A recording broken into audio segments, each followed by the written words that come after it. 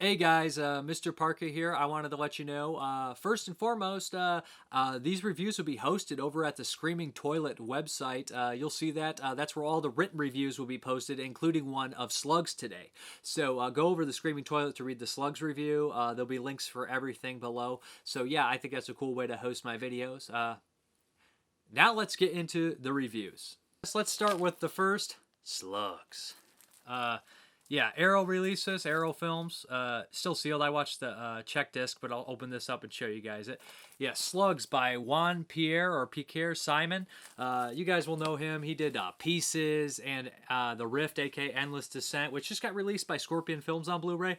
So all three of his heavy movies that I'm familiar with have just got a Blu-ray release, which is pretty cool recently. Slugs. Yeah, I remember seeing Slugs in, there's this grocery store here called Myers years ago. It's been here, it's still here in the Midwest, and they used to carry tapes, and Slugs was in there. I'm not sure if I rented it back then, but I do know for a fact that I saw the old Anchor Bay DVD when it came out, probably in the early 2000s or so. Yeah, but Slugs is absolutely ridiculous. It's actually one of those kind of if you look at like the 80s and 90s when everyone was obsessed with toxic waste, it reflects like the 50s radiation scare where it's like we meddled in science and now all these bugs and animals are giant and they want to kill us for whatever reason. The toxic waste basically was in the 80s and 90s. Think the Toxic Crusaders or Toxic Avenger or Ninja Turtles or all sorts of crazy things like that. Toxic waste got somewhere and it made these mutated creatures. No science behind it, just kind of a, you know, to show that maybe the environment is important, but also the entertainment industry saw it and they were like, you know what? We can do something with this. So yeah, that's pretty much that kind of thing. Slugs is actually a Spanish or a Spanish-American co-production, so it's got that weird kind of sense to it, that unintentional comedy at times. It takes place in the suburbs, which kind of made me feel a little bit home. It kind of made me relax and slip into it. Yeah, it's one of those unintentionally funny movies, but the thing that really is great about Slugs is the special effects. Special effects are amazing. The time flies in this one as well. It's never boring. It's just a lot of fun. It also has that what's happening underneath the sewer thing going on, similar to Chud and Alligator, but instead of taking place in a big city, it takes place in the suburbs.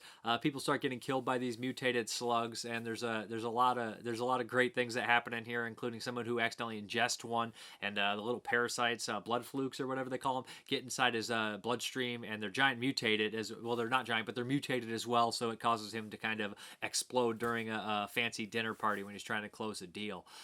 For some reason in this movie, nobody believes the health inspector. Some of the people are dubbed, so it makes these really awkward, weird conversations. And there's dialogue hurdles when all these kind of Spanish and American movies are made. There's these weird dialogue hurdles instead. But it's all done completely straight in a lot of ways. I'm sure they knew they were making kind of a silly movie, but they were doing an always entertaining, competent job of it. But there's these weird kind of unintentional things that are really funny, and that unintentional humor I like a lot more than I can see the heart and I enjoy it. I love watching it than the forced over the top on purpose humor. But yeah, that's Slugs. It's loaded on this one. There's an audio commentary with critic and fan Chris Alexander. He used to run editor at Fangoria, and then there's one with Michael Felsher and the writer of the Slugs book. There was a novel called Slugs by English writer called Sean Hudson, and that commentary is really funny. Sean Hudson just pretty much degrades himself the whole time, self-depreciation. He's really funny, and he takes a lot of jokes, and he's very lighthearted about the whole thing. There's interviews with an actor and the special effects artist who did a great job. There's some miniatures in here which are excellent. I didn't even know they were miniatures until the end with the sewer. There's some other stuff going on there's a interview with I think it was a production designer. He talks about, you know, the special effects used a piglet, which is kind of I don't know if it was alive or not. I don't really want to know. During the graphic sex scene turned into double homicide by slugs, which is really graphic and probably one of the best scenes in the movie. You know, but then there's the final special feature on here, which I thought was damn cool, was they had this old friend of his who production manager worked with Simon really close, and she shows the old location. She used her hometown, which I thought was great. Check out the Arrow story video here for Slugs. You know, a blast. Just a really, really fun movie, and I don't think anybody ever would get tired of Slugs, to be honest. It's silly, it's stupid, and it's vastly entertaining.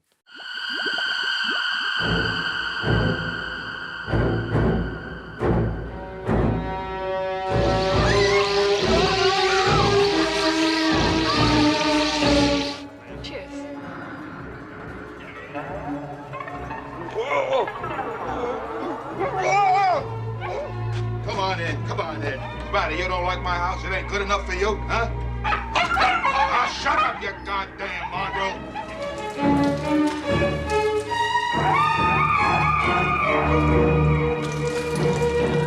And I actually almost got run over in Oxford Street, running into the road, trying to take a picture of one of the buses as it came towards me. Oh, look, there's my credit. Wow. Congratulations. So that pretty much, I'd say, one of the last gasps of international, let's say Spanish exploitation cinema being released with any kind of profile.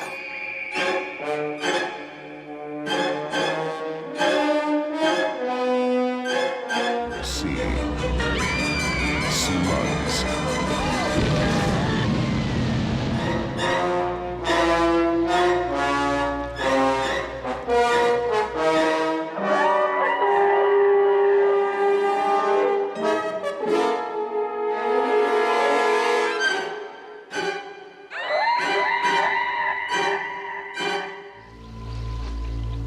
Mr. Phillips?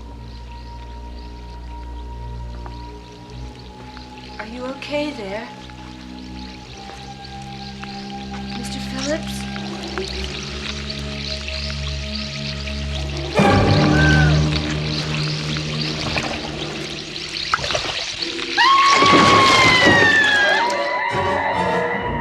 See, good stuff, guys. Good stuff. The next one I'll be reviewing is Child Eater. Yeah, the title on that, the cover. I had not really heard much about it. I saw the cover and I was like, you know, that looks kind of interesting. Let's see what it's all about. Yeah, it's actually done by, I believe, a Scandinavian director, Icelandic director, but I think it's made here in the States. I'm pretty sure. That's what I gathered from the commentary. But yeah, I was actually pleasantly surprised with this movie. You know, I've always been that type of person that, you know, I do like comedy in my movies, not the over-the-top. I like natural comedy. You know, like I was talking about The Dirty Dozen last week, how the dialogue in that movie's funny. There's also other funny scenes, but the dialogue's funny. It brings life to characters. People aren't so zombified throughout life, you know, not to point names, but, you know, like the Nolan movies, they always seem like devoid of comedy. And, you know, sometimes that works, sometimes it doesn't work. But in Child Eater, it's not a very comedic movie. It's very dark, it's very bleak, and it works. We have this kind of boogeyman story about this weird old man who used to kill and kidnap children and rip out their eyes and eat them so he wouldn't go blind. There's definitely some weird history with this town, what happened to that old man, and the policeman's daughter, she's babysitting this kid, and of course, you know, guess who comes to get the kid is the old creepy blind man with these weird goggles. What this movie does is it sets up lots of really good scares, lots of good scary imagery, you know, creeping in the shadow, taking glimpses of things here and there. I guess you would call them jump scares, but they're done very well, and the mythology of the character is actually really creepy. And surprisingly, this movie is gory, and when it's mean, it's mean. People get killed, and it's pretty brutal. I actually caught myself jumping like a little, like, I don't want to use little girl, but that's such an outdated phrase, you know what I mean? It's like, little girls are more scared than boys. Everybody's scared, okay? But I just jumped like a little kid, I guess I'll say. Yeah, let's badmouth kids. But just kidding, you know. But I jumped, you know, and I don't usually jump, but it actually got me involving a bear trap here. On the disc, there's some deleted scenes. They talk about why they deleted them. And there's a commentary on here. It is off a little bit. It starts out sooner, and you can it's kind of strange, kind of weird. But all in all, I wasn't expecting much, and Child Eater delivered. It's creepy. It has its good moments, nice atmosphere, and good mythology. And I'm a sucker for good mythology. Well thought out things here. So check out the trailer. I'm sure there's some scary bits in there for everybody to, you know, dig into.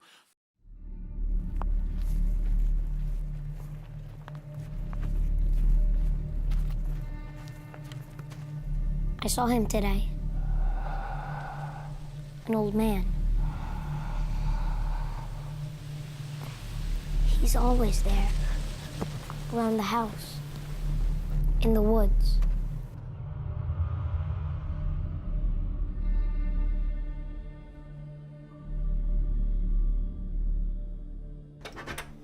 Lucas? He'll sing you songs and tell you lies. Lucas? Helen! All he wants is to taste your eyes. So close them shut and run away, or you'll never see the light of day.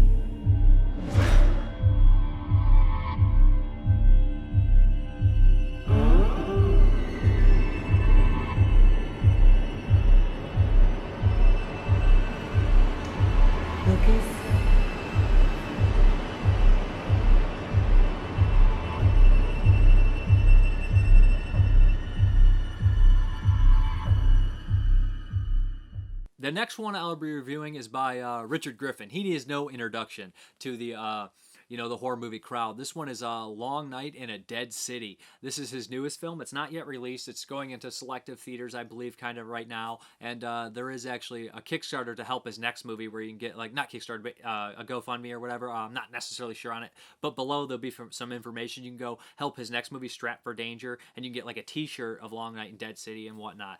But that's regardless, Long Night in Dead City is one of these strange films where you're not necessarily 100% sure what's going on. This young boy is kind of young man is looking for his older brother. He thinks he's at a movie theater.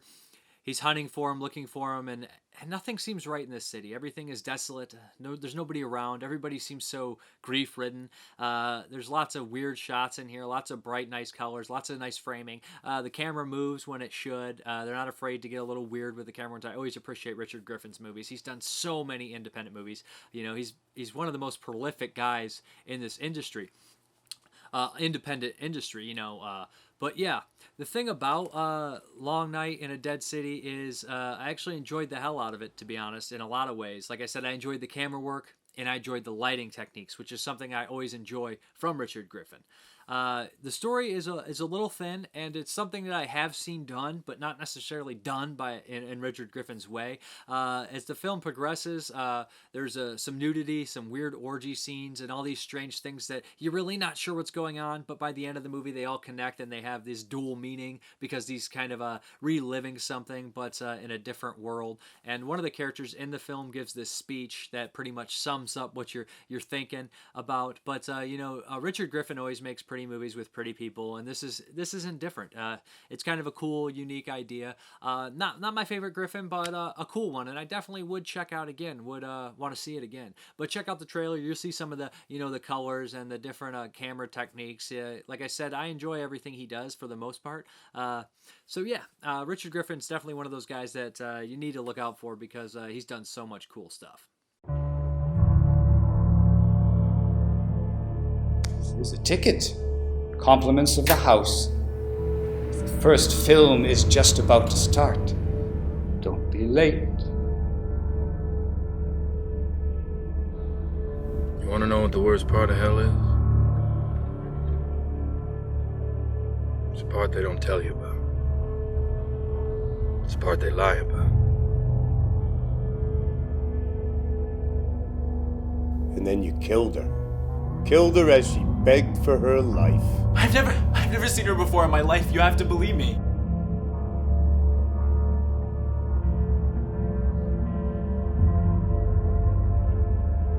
They say the devil is everywhere. That's because truth is everywhere. God shows no mercy. But I do.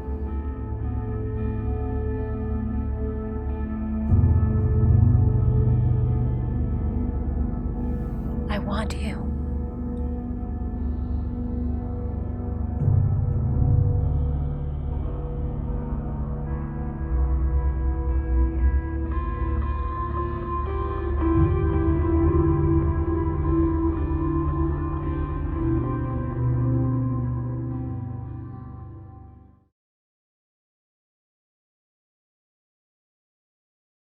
The last movie I'll be reviewing is one I actually had never seen. None of these are all first-time watches besides Slugs, but this is Charlie Bronson in Mr. Majestyk by Kino Lorber.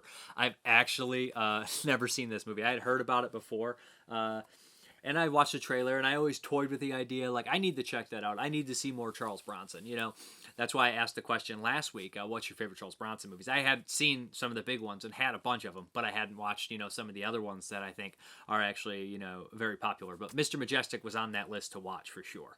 So yeah, I put it in. This essentially follows the story of Charles Bronson, who's kind of, a quiet, tough guy with a soft side in there. And he's a watermelon farmer, and basically all he wants to do is get his life on track and pull in some watermelons that he planted. And he's trying to get this crew, and immediately he gets trouble from the small town jerk, and soon he lands himself in jail.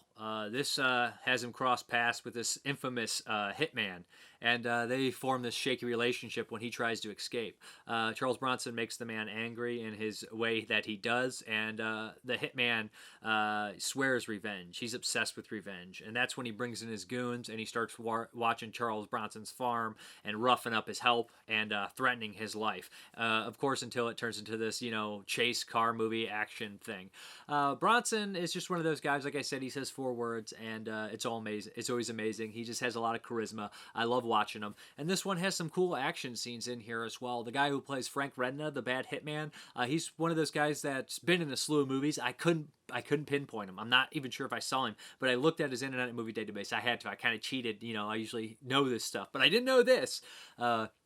He's in a bunch of stuff like Godfather, and he died shortly after this movie, which is kind of strange. But yeah, kind of sad actually. He wasn't very old, 47 or so. I think he died in 75. But yeah, the guy looked like he was in a bunch of movies. And my favorite scene in the movie is when they're in the jail and Bronson's sitting at the table and he's eating his breakfast and he looks over and he sees Frank Redna. He doesn't know who he is. There's no clue who he is. And he looks over and he sees that he hasn't eaten his sausage. Doesn't look like he's interested. He's like, "Hey, buddy, you gonna eat your sausage?" And then Frank Redna just throws the tray on the ground, and he's like, "What the hell?" And then he's like, "Go for it."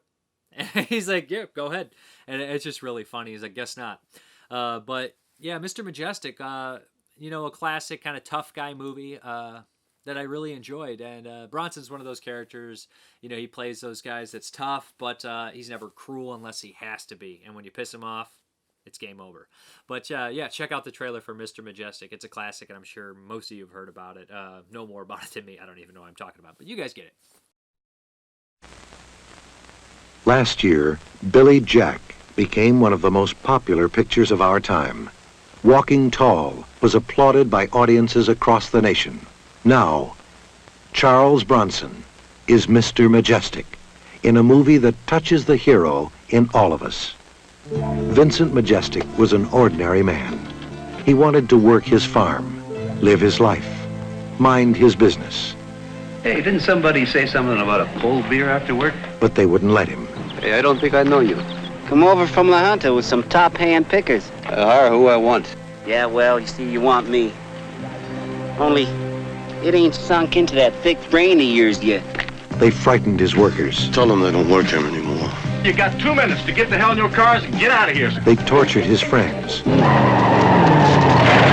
They do this to me. They're gonna kill you. They threw him in jail.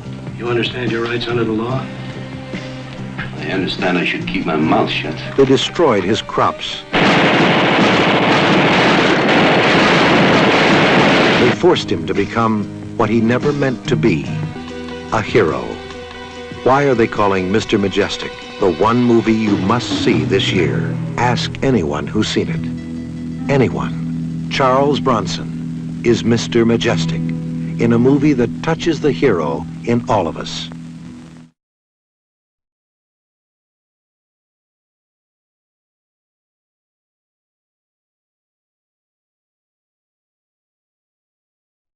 This is a new segment I'm going to be doing once a week if I can find the person. It's going to be a shout out, maybe to a director that I really like that people need to check out, maybe to a YouTuber, maybe to a website, maybe something like that, maybe to a company. I just want to do these shout out weeks. And the first shout out I will be doing is to probably one of my all-time favorite YouTubers.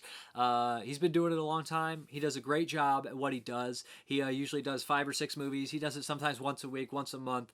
Sometimes he has these big layoffs, but it's basically just the hands. If you guys know who I'm talking about, it's Extra the Mutilator.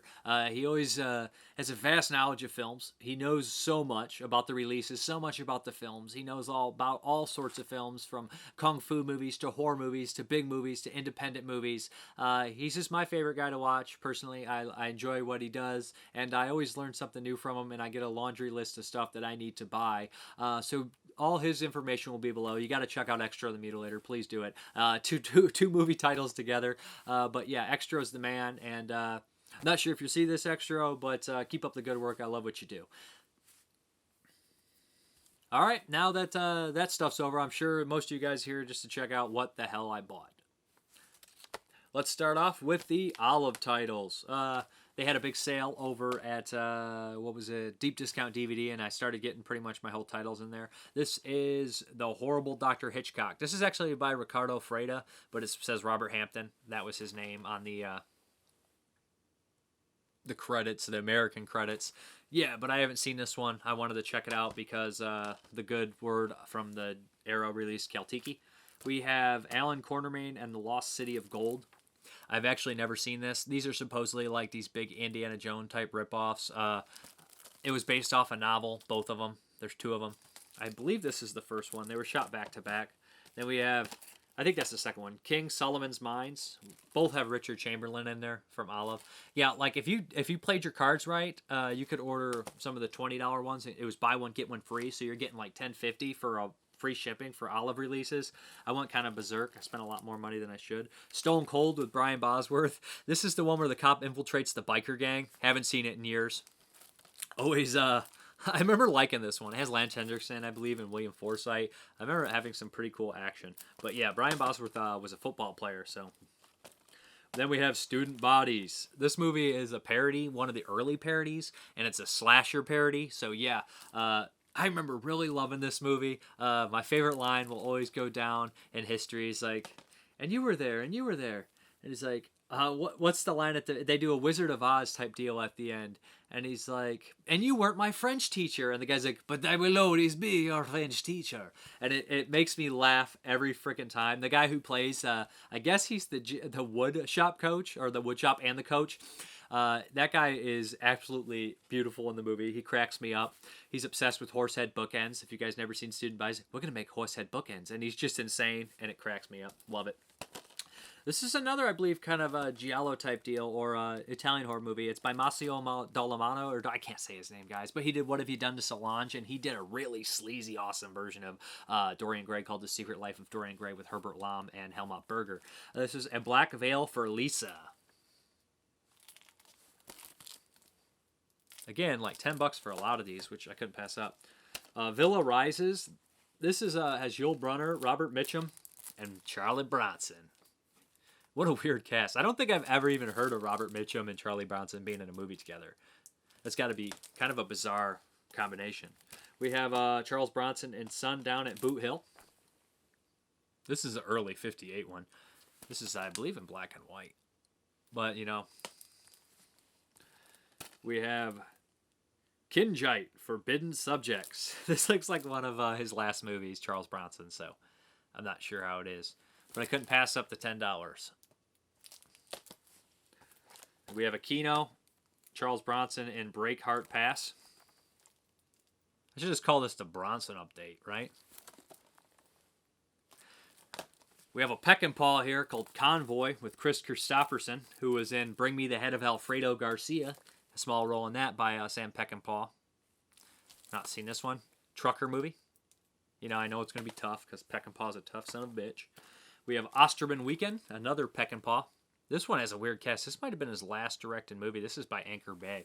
Let me look at the cast here. It's Rutger Hauer, Dennis Hopper, Burt Lancaster, Craig T. Nelson, and John Hurt. That's some men's men for you right there. This is so weird. I can't even imagine Rutger Hauer, Dennis Hopper, and Burt Lancaster, Craig T. Nelson in the same movie, and John Hurt. Weird. Got to be seen to believe, I'm sure. We have Cross of Iron. This is actually the UK edition. I think there's even a longer edition than this out there somewhere, but I'm not sure if the audio is very good on it, is what I'm reading, but I'm not 100%. I had the Spanish import of this, but Arrow released it in the UK.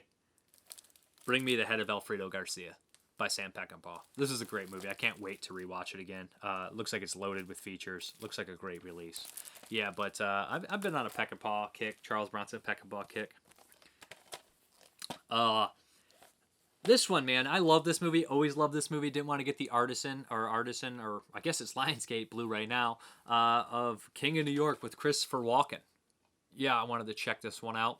Again, on Blu-ray and not the crummy version. This is Abel Ferreira, King of New York, Fear City, Miss 45, Driller Killer, Dangerous Game. Dude's done so much work.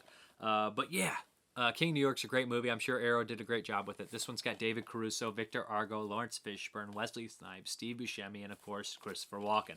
They were talking about this on the Pure Cinema podcast, and I was like, man, I love that movie. I gotta see it again. Hard Times by Walter Hill with Charlie Bronson and James Colburn. Yeah, this is the Eureka edition. This looked like the best edition to get. I'm sure it blows the Twilight Time edition out of the water. Nothing against Twilight Time, but it's cheaper and it has more features. And that one's out of print, so it's kind of screwed on that deal. But, you know, Hard Times kind of has a... I've only saw it the one time. Has a special place in my heart because my dad was like, man, have you ever seen Hard Times? You got to see Hard Times. And he kept talking about it. And my dad, you know, he likes movies like The Next Guy, but he's kept talking about Hard Times. And eventually I ended up buying the Columbia TriStar DVD for him. And we watched it. And he's, did you like it? I was like, yeah, I did like it. And he's like sitting there, he's like watching it. When Bronson's fighting the guy who ducks down with his head and he's hitting him in the head. And he's like, you know why he's doing that? So he's hoping that Bronson breaks his hands on his head. But everybody knows Bronson ain't going to break those big freaking gorilla fists on nobody's head. But another one that Pure Cinema Podcast kept talking about, German edition, Walter Matthau and Charley Varrick. This is a German edition on Blu-ray. I believe you can get this on Vudu in HD, so you might want to do that if you have an old DVD upgrade. Not seen that. And another Michael Winner, Charles Bronson joint. This is The Mechanic. The Twilight Time edition's out. This is the German edition. Not very expensive. Had to get it. And another Walter Hill one. Another Twilight Time that's out of print. But this is the German import. There's a UK import you can get as well. This has Bruce Dern and Ryan O'Neal. And Isabelle Adjani, who I believe is in Possession. And Nosferatu by Werner Herzog. Driver. Heard only good things about this. Had heard about it before the Pure Cinema Podcast. They pushed me over to get it. And we got 3 more here. We have XX. Anthology done all by women directors. Heard pretty cool things about it. Malibu High by Vinegar Syndrome. Love Vinegar Syndrome, man. They could release a turd on DVD. Like a literal piece of crap on Blu-ray and DVD. And make it look so good that anybody buy it. That's how good Vinegar Syndrome is. The Hearse, as well by Vinegar Syndrome. This is a really cool cover. What's the inside look like? The original cover art. So yeah, cool stuff. But that is the update. There we go on that one. Now it's time for the contest drawing for the Don't Answer the Phone sealed Scorpion release. This was originally re-released by Vinegar Syndrome, and I had 2 copies of this. So we had some entries here. I put them in a little Ziploc baggie, wrote everyone's name down. Let's see who wins this one. I'm going to go first. And you, hopefully you'll contact me and send me a message. I'm not looking. Who do we got? We got Derek Borgie. I know you, Derek. And I believe you said your favorite Charles Bronson movie was 10 to Midnight. Thank you, everybody, for the messages and all the information and encouragement. And let me know how to improve the show. And congratulations, Derek. Thanks again for watching, and thanks for being a good guy. Now for the new contest. This is going to be a little different, what you're going to have to do for this one. The new contest, you're going to have to go over to the Screaming Toilet Facebook page and give it a like. Hopefully you're already subscribed. I don't have to tell you that. But go give the Screaming Toilet Facebook page a like. And if possible, go down to the Screaming Toilet website where this will be hosted from.